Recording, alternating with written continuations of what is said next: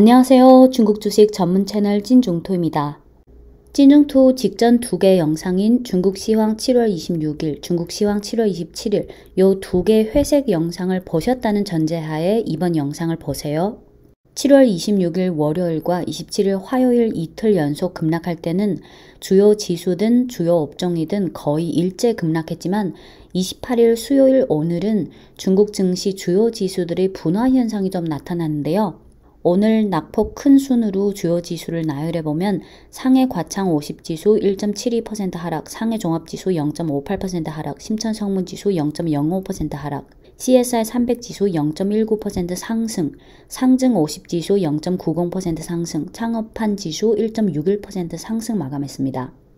요 주요 지수들의 분화 현상에서도 어느 정도 알 수 있다시피 지금 증시 자금이 어디로 가야 할지 좀 갈팡질팡하는 느낌이 드네요. 오늘 업종별 등락을 보시면 상승 업종은 의료보건, 해운, 주류, 제약 2%대, 바이오, 은행 1%대, 발전설비, 가전, 음료, 보험 등이 1% 이내 상승했고 하락 업종이 많은 편인데 우주, 군수, 귀금속 5%대, 환경, 화학, 원료 3%대, 소프트웨어, 석유화학, 수력, 철강, 무역, 전자부품, 기초금속, 자동차, 에너지, 장비, 자동차 부품, 외식, 관광, 태양광 2%대, 공항, 정유, 전력, 방직, 의류, 반도체, 건설, 소매, 석탄, 가스, 식품, 증권, 2차전지 1%대, 부동산, 건자재, 도로, 가구, 통신, 장비 등이 1% 이내로 하락했습니다.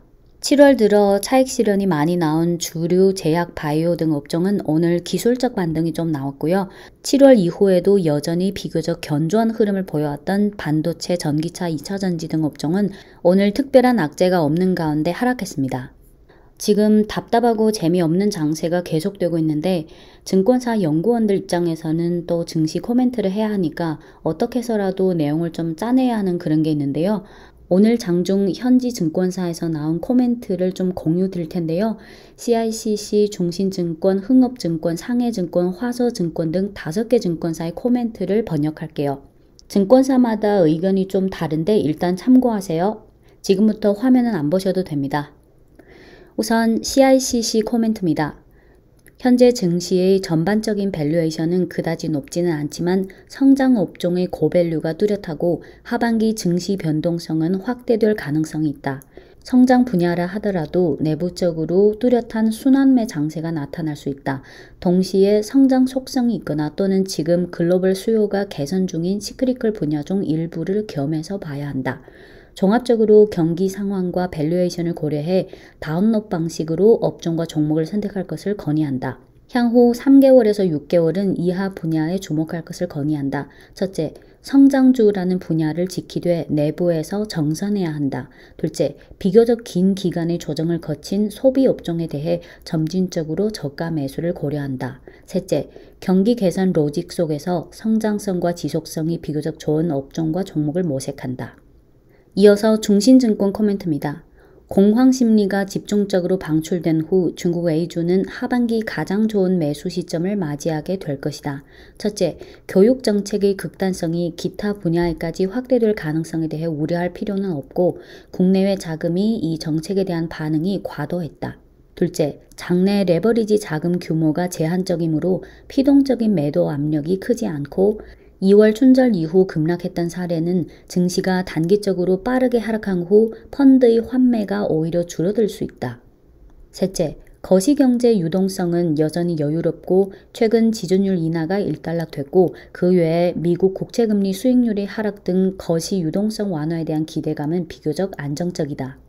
넷째, 하반기 중국 국내 경기의 모멘텀과 포인트는 여전히 있고 펀더멘털이 안정적인 방향으로 가는 추세에는 변화가 없다.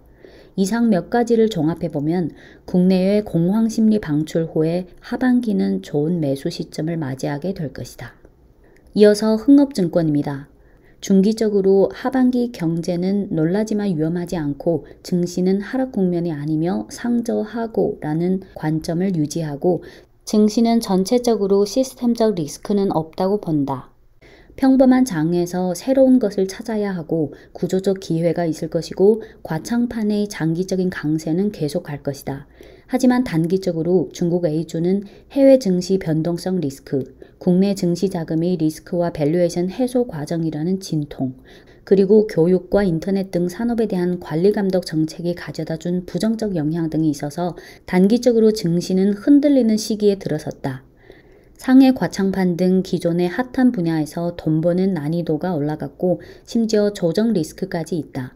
투자 전략에 있어서 기회를 봐서 포트폴리오를 개선하고 우량 성장주에 대해 인내심을 갖고 저가에서 고려해보고 단기적인 비관적 투심 때문에 맹목적으로 매도하는 것은 건의하지 않는다. 이어서 상해증권 코멘트입니다. 지금은 시장의 각종 정보 소식들이 증시 흐름을 좌우하는 핵심 요인이라서 증시는 아마 변동성 속에서 조정 장세가 이어질 것으로 보이고 리스크 방출의 강도가 커지면서 증시는 지금보다 더 균형적인 위치를 찾아갈 것이다. 증시가 급락을 겪은 후 리스크 확산은 제한적이겠지만 회복과 소화하는 데 아직 시간이 걸릴 것이고 기존의 핫한 분야 간의 변동성도 커질 것이다. 향후 증시는 리스크가 충분히 해소된 산업과 중국 경제 발전의 단점에 집중될 가능성이 있을 것으로 보이는데 반도체 칩과 첨단 제조 등 미래 산업에 대한 기대가 비교적 좋다. 전략 면에서 지금 증시가 전반적으로 약세이고 리스크가 방출되는 상황에서 방어 전략을 유지해야 하고 향후 리스크 있는 산업의 조정이 충분히 일단락되기까지 기다려야 한다. 반도체 칩 등 기존에 핫하게 급등한 분야에 대해서는 추가 매수하지 말고 조정 후에 다시 들어가는 것을 권한다. 또한 첨단 제조업은 반기 실적을 감안해서 정선해야 한다. 이어서 화서증권 코멘트입니다. 일부 산업에 대한 정부의 관리감독 정책이 나와 해당 산업의 주요 사업이 불확실성에 직면하게 되면서 시장 우려를 유발했다. 국내 경제 성장은 고품질 성장으로 전환하고 있고 증시 투자 환경도 심각한 변화가 나타나고 있어 향후 정부의 정책 면에서 여전히 육성하는 분야가 있고 관리 감독하는 분야도 있을 것으로 예상한다. 현재 국내 유동성은 상대적으로 여유롭고 증시 시스템적 리스크는 제한적이지만 매매 구조가 타이트해지면서 기존의 핫한 분야의 변동성이 커질 수 있으므로 구조적인 기회를 깊이 발굴해야 할 것이다. 중장기적으로 과학기술 분야의 장기 모멘텀은 산업 구조의 변천이고 그중 핵심은 여전히 기업 실적이다.